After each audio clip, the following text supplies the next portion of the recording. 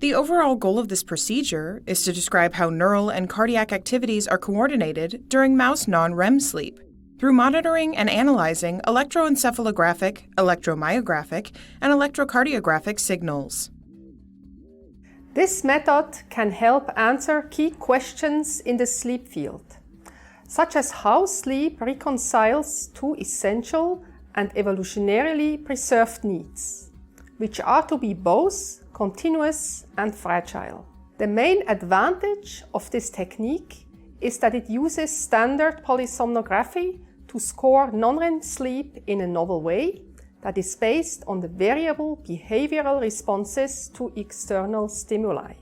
We first had the idea for this method when we observed that sleeping mice showed variable responses to noise, such as waking up and sleeping through.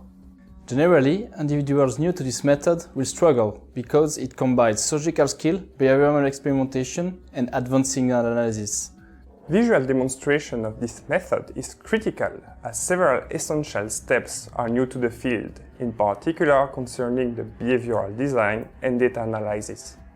The implications of this technique extend towards the diagnosis of sleep disorders in humans, because it identifies the moments of sleep that are highly fragile.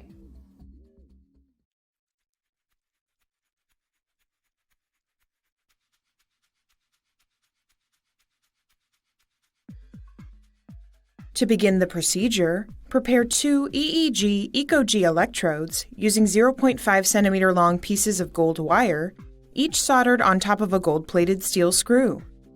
Then, clean them in 70% ethanol. Next,